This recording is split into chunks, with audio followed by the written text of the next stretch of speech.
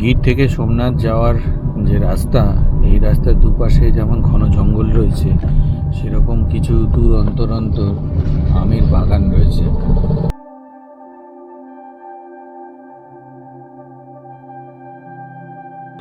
December মাসে ওখানে কিন্তু দিনের বেলা প্রচন্ড রোদ, এত রোদ মাথায় টুপি পড়তে হচ্ছে, বেশ গরম। এই দূর থেকে দর্শন সোমনাথ মন্দিরের, ওই যে সাদা সাদা তাঁবুর মতো আছে, ওখান দিয়ে ঢুকতে হয়। আর এখানে বাইরে প্রসাদ কাউন্টার আছে। সোমনাথ থেকে দিউ যাওয়ার রাস্তায় প্রচুর প্রচুর উইন্ডমিল দেখুন। কিছুদিন আগে পর্যন্ত এই ফোর্টের কোনো এন্ট্রি ফি ছিল না, এখন 100 টাকা করে টিকিট করেছে 15 বছরের ওপরের লোকজনদের জন্য। এই হলো সেই ম্যাসিভ দিউ ফোর্ট, 1535 থেকে 1541-এর মধ্যে তৈরি, প্রায় 450 বছর ধরে পর্তুগিজদের শাসনের অধীনে ছিল। দূরে যে দ্বীপের মতো অংশটা দেখা যাচ্ছে, ওটা আসলে একটা জেল, কালাপানি বা দ্বীপান্তর সাজাপ্রাপ্ত আসামিদের রাখা হতো। আজকের মূল গল্প শোনানোর আগে চ্যানেলটা সাবস্ক্রাইব করে সঙ্গে থাকার অনুরোধ রইল। এই ব্যাটারি অপারেটেড কার, এখানে অনেকজন বসে, পার হেড 50 টাকা করে। আরব সাগরের একটি অংশ, খাম্বাত উপসাগরকে মাঝে রেখে একদিকে দিউ আর একদিকে দামান। এই রকম বেশ কিছু অশ্বধাতুর কামান দিউ ফোর্টে দেখা যায়। দিউ ফোর্টের মধ্যে এখনো রয়েছে পর্তুগিজ আমলে তৈরি এই রকম কিছু ইউরোপিয়ান স্ট্রাকচার।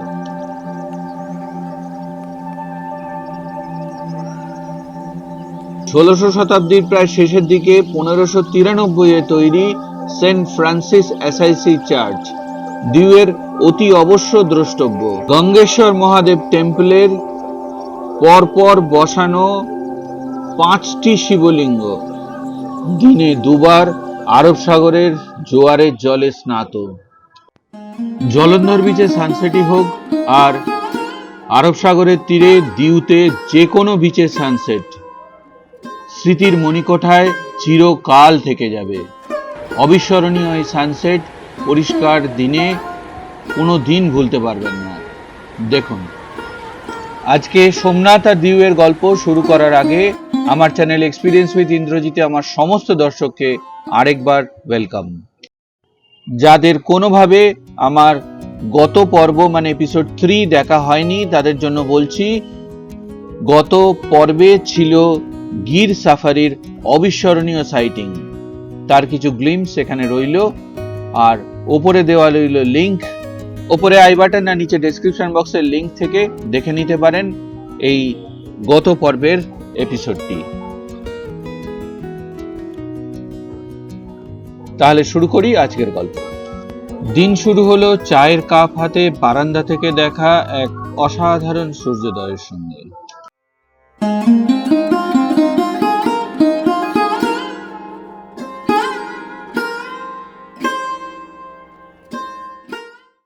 Good morning. আজকে ক্যালেন্ডার বলছে 28 ডিসেম্বর, আর এখন সকাল 9টা। আজকে ব্রেকফাস্ট করার কথা ছিল এখানেই, কিন্তু এই মুহূর্তে কারো খিদে নেই। আমরা রাস্তায় কোথাও ব্রেকফাস্ট করে নেবো, হালকা ব্রেকফাস্ট। আমাদের অনেকগুলো কাজ আছে। এখন যাব সোমনাথ, 1.5 ঘন্টা মতন লাগবে। সোমনাথে গিয়ে হোটেলে চেক ইন করার চেষ্টা করব। যদি টাইম না হয় তাহলে আমরা আমাদের লাগেজ রেখে তারপর সোমনাথের লোকাল সাইট সিনে বেরিয়ে যাব। 12টার সময় চেক ইন করে আমরা লাঞ্চ করে আমরা বেরোবো সোমনাথ থেকে দিউর উদ্দেশ্যে। দিউ থেকে ফিরতে ফিরতে সন্ধে হয়ে যাবে। সব দেখাবো, দেখতে থাকুন সঙ্গে। গতকাল আমাদের গিরের যে স্টে, গির জঙ্গল লজ, তার সুইমিং পুলটা দেখানো হয়নি। দেখুন, এই হলো গির জঙ্গল লজের সুইমিং পুল, মোটামুটি বেশ বড়। শুরু হলো যাত্রা গির জঙ্গল লজ থেকে। সেই অসাধারণ রাস্তা যার দুপাশে গিরের ঘন জঙ্গল, তার মধ্যে দিয়ে এই যাত্রা। প্রসঙ্গত বলে রাখি, গতকাল আমরা এসেছিলাম ভেরাবল স্টেশন থেকে গির জঙ্গল লজে, আর এখান থেকে আমরা এখন যাচ্ছি সোমনাথ। পেরিয়ে গেলাম সেই তোরণ আর বেরিয়ে গেলাম গির জঙ্গলের এলাকা থেকে। গির থেকে সোমনাথ যাওয়ার যে রাস্তা, এই রাস্তার দুপাশে যেমন ঘন জঙ্গল রয়েছে, সেরকম কিছু দূর অন্তর অন্তর আমের বাগান রয়েছে। লাইন দিয়ে প্রচুর আম গাছ, আর এই আমকে কেসার আম বলে। এখানে এই আম খুবই বিখ্যাত। এর যেমন পিকল হয়, এর আমের জুস বটলে ভরে ভরে বিক্রি করছে রাস্তার পাশে, প্রচুর দোকান। গতকালের সেই হিরান নদী, যাকে পেরিয়ে এসেছিলাম, এখন আবার তাকে পেরিয়ে ফেরত যাচ্ছি। এই হলো আমাদের হোটেল, রয়্যাল ম্যানশন সোমনাথ। আর এর পাশে রয়েছে সোমনাথ ইন, দুটো প্রায় একই ধরনের হোটেল। হোটেলের পাশেই ঘাসের মধ্যে প্রচুর টিয়া পাখি দেখা যাচ্ছে, ক্যামোফ্লেজ করছে নিজেকে। সোমনাথের হোটেলে আমাদের রুম দিতে একটু টাইম আছে। আমরা এসেছি এখানে ব্রেকফাস্ট করতে, ঠিক পাশেই।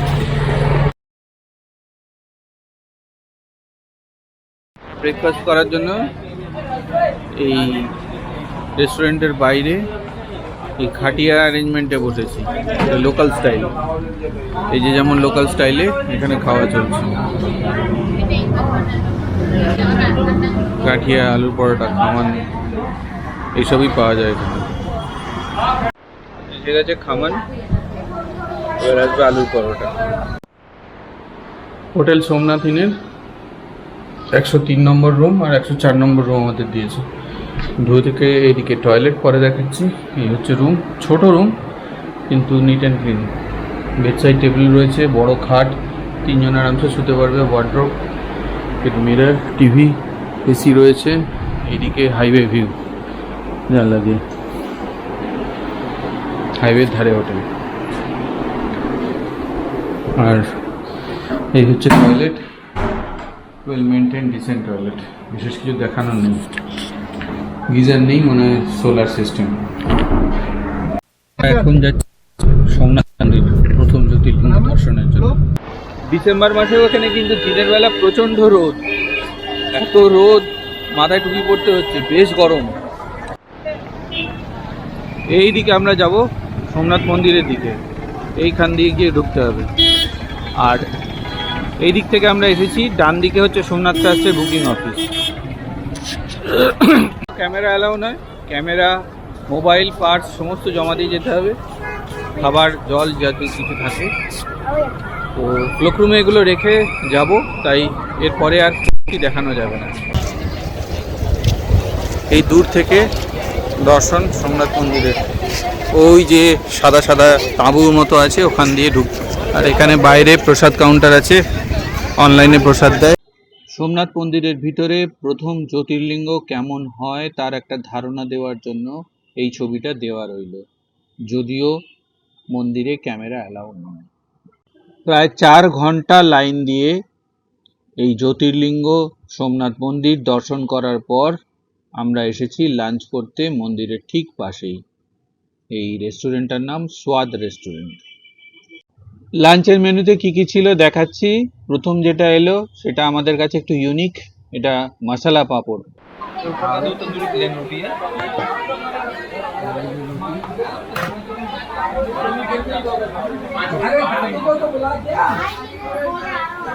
ডাল ফ্রাই,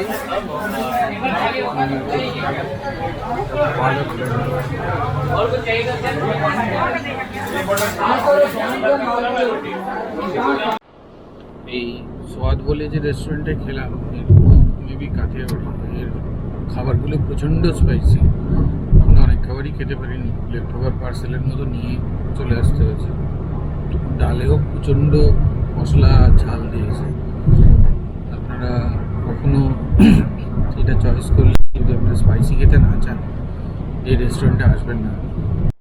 আজকে রবিবার, সোমনাথ মন্দিরে প্রচণ্ড ভিড় এবং প্রচণ্ড লাইন। এতটা লাইন হবে, ভিড় হবে, কিন্তু আমি এক্সপেক্ট করিনি। আমরা ভেবেছিলাম 1.5-2 ঘন্টার মধ্যে হয়ে যাবে। আর সোমনাথ মন্দিরের পাশে আরও দুটো স্পট রয়েছে, এই স্পটগুলো আমরা দেখে নিতে পারতাম, ভালকা তীর্থ আর ত্রিবেণী সঙ্গম, কিন্তু এটা আজ হলো না। এখন ঘড়িতে 3টে বাজছে প্রায়। এখান থেকে 100 কিলোমিটার ডিউ। আজকে আমাদের বিকেলে ডিউয়ের প্রোগ্রাম ছিল, আমরা অলরেডি লেট। এখন যদি না বেরোই তাহলে ডিউ পৌঁছতে সন্ধে হয়ে যাবে, তাই আমরা এই দুটো স্পট স্কিপ করে বেরিয়ে পড়লাম ডিউয়ের উদ্দেশ্যে। পর্যটকদের সুবিধার্থে বলে রাখি, মন্দিরে যদি এরকম ভিড় থাকে, এই ভিড় কিন্তু পরের প্রোগ্রামগুলো চৌপাট করার জন্য যথেষ্ট। তাই আপনারা যখন প্ল্যান করবেন তখন সোমনাথে একটা পুরো দিন আর দিউতে একটা পুরো দিন রাখার চেষ্টা করবেন। আমরা দিউতে গিয়ে কতটুকু দেখতে পাবো এ বিষয়ে কিন্তু যথেষ্ট সন্দেহ আছে। সমস্ত স্পটগুলো নাও দেখা হয়ে উঠতে পারে।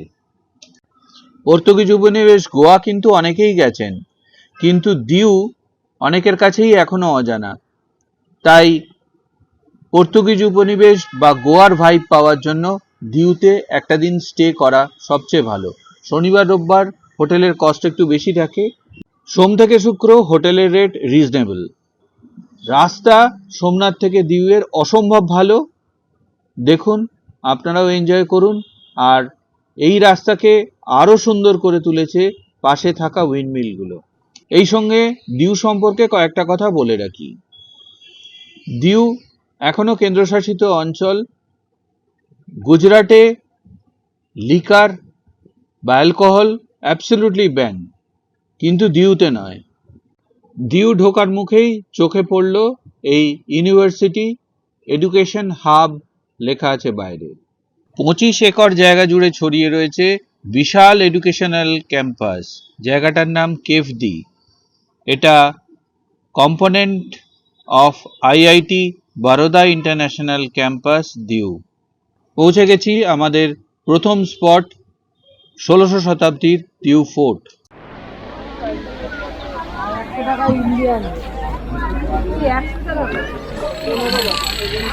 কিছুদিন আগে পর্যন্ত ফোর্টের কোনো এন্ট্রি ফি ছিল না, এখন 100 টাকা করে টিকিট করেছে 15 বছরের ওপরের লোকজনদের জন্য। এটা হচ্ছে দিউ ফোর্ট। দিউ এই হচ্ছে টিকিট, 100 টাকা করে টিকিট, 200 টাকার টিকিট, দুজনের এন্ট্রি। ফোর্টে ঢুকতে প্রথমেই চোখে পড়বে একটা বিশাল পরিখা আর তার চ্যানেল।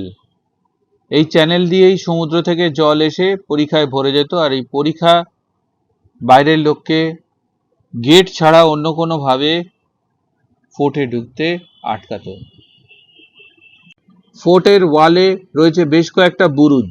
এই বুরুজগুলো ওয়ালের একটু উঁচু অংশ। এখান থেকে দারুণ সুন্দর দেখা যায় আরব সাগর, ফোর্টের কিছু অংশ, আর দেখা যায় দূরে একটা দ্বীপ, যেই দ্বীপটা আসলে একটা জেল। সেই সময় দ্বীপান্তর বা কালাপানির সাজাপ্রাপ্ত যে সমস্ত বন্দী, তাদেরকে রাখা হতো এই জেলে। এটা হচ্ছে ফোর্টের ওয়াল।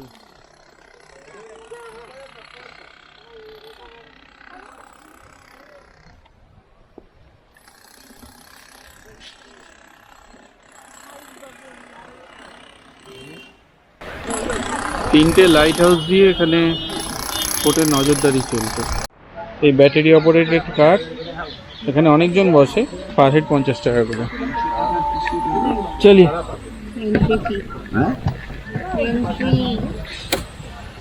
বসলাম, দেখুন কতজন বসেছে। আমরা 4 জন আছি, 7 জন। এটা ফোর্টের একদম শেষে লাইট হাউস অব্দি নিয়ে যাবে। 6:45 লাস্ট এখান থেকে বার করে দেয়। 6টা অবধি, মানে 6টা অবধি টাইম, 6:45 অবধি লাস্ট। চড়তে না চড়তে কিছুক্ষণের মধ্যে ব্যাটারি ডাউন, আগের গাড়িটা যাবে না, আবার একটা গাড়ি এলো, সেই গাড়িটা নিয়ে যাবে। আপনারা এই দিউ ফোর্টে এলে সময় বাঁচানোর জন্য এই ব্যাটারি কার ইউজ করতে পারেন। মাত্র 50 টাকা নেবে পার হেড। হাঁটতে গেলে কিন্তু অনেকটা সময় লেগে যাবে। এছাড়া যদি হাঁটার সমস্যা থাকে তাহলেও এই ব্যাটারি গাড়ি ইউজ করতে পারেন। আপনারা আমার সঙ্গে তো দিউ ফোর্টে ঘুরবেন এই ব্যাটারি গাড়িতে, কিন্তু ব্যক্তিগতভাবে আমি বলছি এই ব্যাটারি গাড়িতে সমুদ্রের ধার দিয়ে এই দিউ ফোর্টের ওয়ালের পাশ দিয়ে যাওয়ার অভিজ্ঞতাটা কিন্তু বেশ ভালো।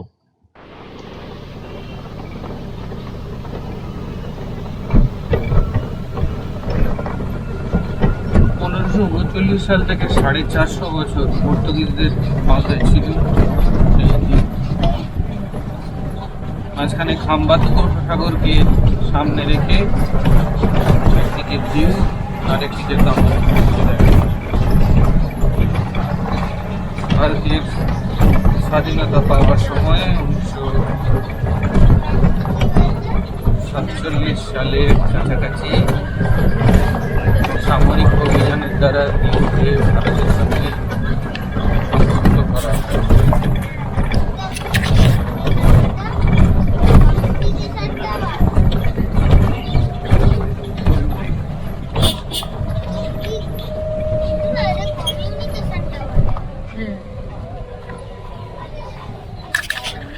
জায়গায় রেনোভেশন হচ্ছে। এইখানে আছে প্রথম লাইট হাউস, ওপরে যেতে হবে, এইটুকু দেখা যাচ্ছে। এখানে 3টে লাইট হাউস দিয়ে পুরো দ্বীপটার কন্ট্রোল রাখা হতো, শত্রুর আক্রমণ থেকে প্রিভেন্ট করার জন্য তৈরি হয়েছে ফোর্ট। এই হচ্ছে প্রথম লাইট হাউসের ফার্স্ট স্টেজ থেকে আরব সাগরের ভিউ।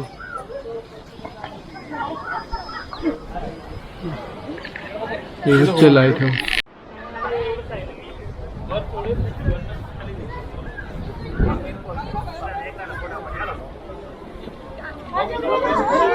এই ফোর্টে এরকম অনেকগুলো কামান আছে। এই কামানগুলো অস্ত্রধাতুর তৈরি। সবাই কামানের উপর বসে এখন ছবি তুলছে। তো কামানের মুখগুলো দেখুন সব সমুদ্রের দিকে তাক করা, মানে শত্রুরা আক্রমণ করলে যাতে প্রতিহত করা যায়।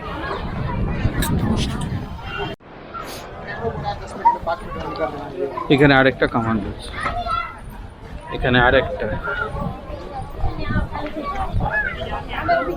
আরেকটা, 1 2 3 4 5, 5টা কামান এখানেই আছে।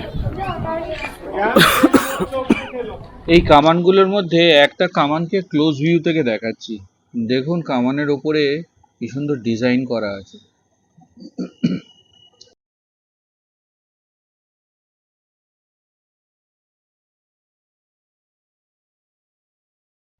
পনেরোশো 37 থেকে 1541 মধ্যে এই ডিউ ফোর্ট তৈরি হয়। আর ডিউ ফোর্ট তৈরি হয় একটা ডিফেন্স অ্যালায়েন্সের মাধ্যমে।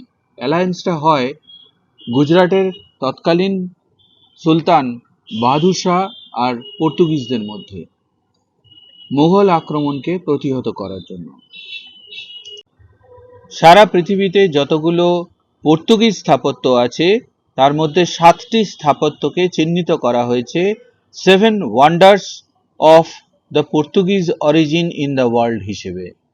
আর বর্তমানে এই ডিউ ফোর্ট এই 7 ওয়ান্ডার্স অফ পর্তুগিজ অরিজিনের মধ্যে পড়ে। এই ফোর্টের মধ্যে তিনটে চার্চ রয়েছে। প্রথমটি চার্চ অফ সেন্ট ফ্রান্সিস অ্যাসিসি, দ্বিতীয়টি সেন্ট পলস ক্যাথিড্রাল এবং তৃতীয়টি সেন্ট থমাস চার্চ। 1537 থেকে 1961 এই 424 বছর সময়কাল ছিল ডিউতে পর্তুগিজ শাসনের সময়সীমা। 1961 সালে স্বাধীনতার পর ভারত সরকারের একটি সামরিক অভিযানের মাধ্যমে ভারত সরকার এই ফোর্টের দখল নেয়। এখন এটি একটি দ্রষ্টব্য। কথা বলতে বলতে আর আরব সাগরের অনিন্দ সুন্দর দৃশ্য দেখতে দেখতে শেষ হলো আমাদের এই ফোর্টের সফর। আপনারাও শেষ করলেন আমার সাথে এই ফোর্টের সফর। আমরা প্রায় 5টার সময় ডিউতে ঢুকেছি, তাই মনে হয় না আমাদের সমস্ত সাইট সিইং করা সম্ভব হবে। আপনারা মোটামুটি 2-3 ঘন্টা টাইম নিয়ে ঢুকবেন, তাহলে সব সাইট সিইং হয়ে যাবে। দেখা যাক কতটা হয়। এখনই সূর্য ডুবছে, আমার পেছনে সূর্য অস্ত যাচ্ছে। ফোর্টের মধ্যে এইরকম বেশ কিছু পর্তুগিজ স্থাপত্যের নিদর্শন রয়েছে যা ইউরোপীয় গথিক স্থাপত্যকে মনে করিয়ে দেয়।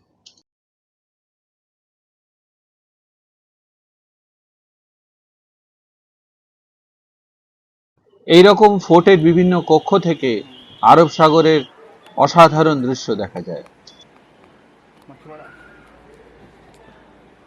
পরের গন্তব্যে যেতে যেতেই চোখে পড়ল কোস্ট লাইনে সূর্যাস্তের অপরূপ শোভা।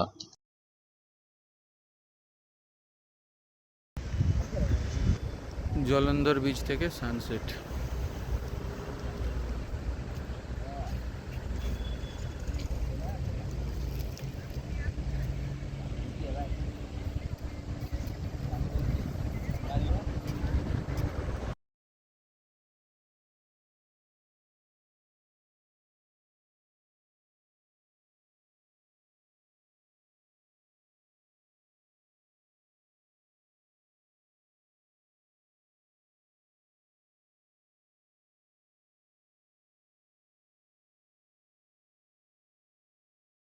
ষোড়শ শতাব্দীর প্রায় শেষের দিকে 1593-এ তৈরি সেন্ট ফ্রান্সিস অ্যাসাইসি চার্চ।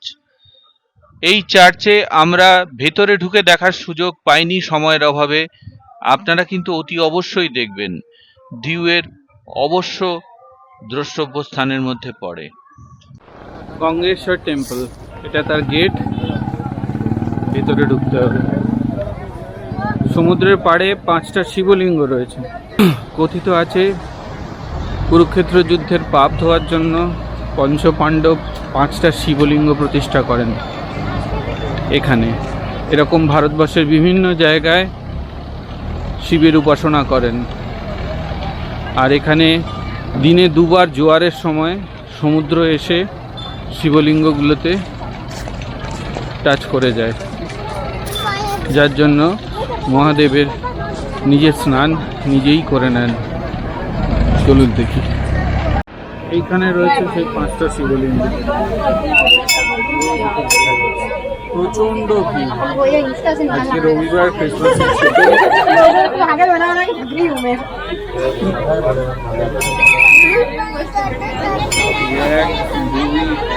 1, 2, 3,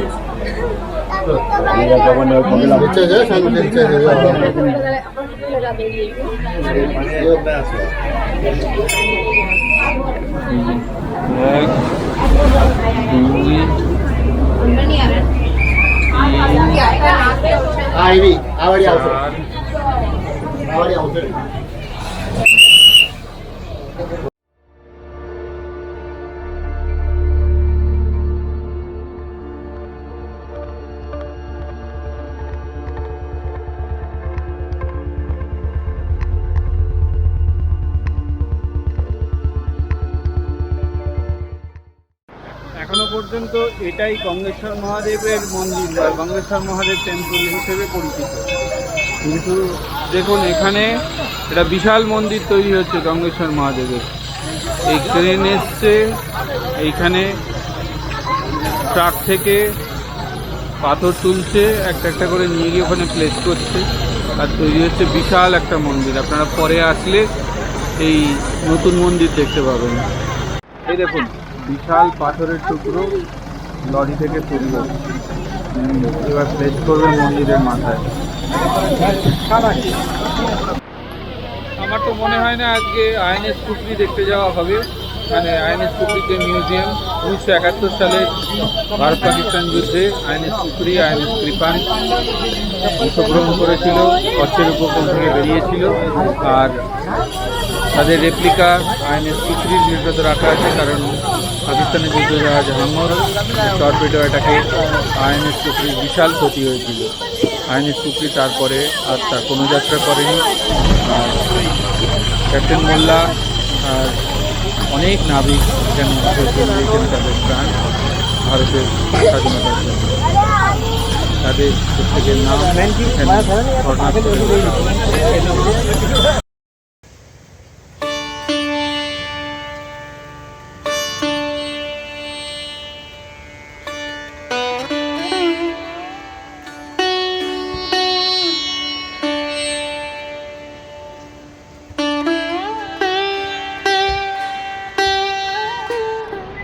আমি দাঁড়িয়ে আছি এখন নাগোয়া বিচে, কিন্তু প্রচুর লেট হয়ে গেছে, প্রায় 7টা বাজতে চলল। এখন পুরো অন্ধকার বিচ। এই বিচটায় অবশ্যই আসবেন দিনের বেলা, প্রচুর ওয়াটার স্পোর্ট অ্যাক্টিভিটি আছে, আর বিচটাও খুব সুন্দর দেখাতে পারলাম। দূরে দেখুন 3 রঙের আলো দিয়ে ডিউ লেখা আছে। জল জল করছে, আবার জলে তার রিফ্লেকশন পড়েছে। সূর্যাস্ত বা সূর্যোদয়ের সময় এই স্বর্ণালী বিচ, নাগোয়া বিচে অতি অবশ্যই আসবেন। আমাদের ফিরতে ফিরতে বেশ রাত হয়ে গেল। রাতের হাইওয়ে কিরকম দেখুন, পথে পড়ছে ডান দিকে দিউ এয়ারপোর্ট, এই অঞ্চলের একমাত্র এয়ারপোর্ট। সরাসরি এখান থেকে দিল্লি, কলকাতায় যাতায়াত করা যায়।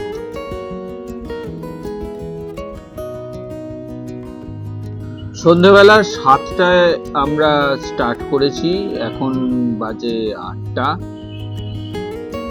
রাস্তায় ড্রাইভারের রেকমেন্ডেশনে জাইকা বলে একটা হোটেলে আমরা দাঁড়িয়েছি ডিনার করার জন্য।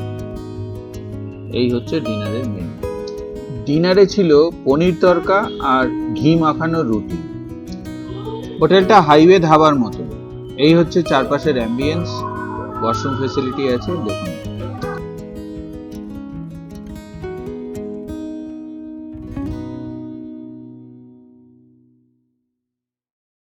আগামী পর্বে দেখুন সোমনাথের ভেরাবলের কাছেই বানেশ্বর বিচ, যেখানে সমুদ্র সৈকতেই রয়েছে তিনটে শিবলিঙ্গ। এইখানে দ্বিতীয় শিবলিঙ্গ আর এখানে তৃতীয় শিবলিঙ্গ। ভালকা তীর্থের মন্দির, শ্রীকৃষ্ণের জীবনের শেষ অধ্যায়। জুনাগড়ের গিরনার পর্বতে এশিয়ার সর্বোচ্চ রোপওয়ে উড়ানখাটোলা। গিরনার পাহাড়ের ওপরে রোপওয়েতে চড়ে অম্বাজি মাতার মন্দির।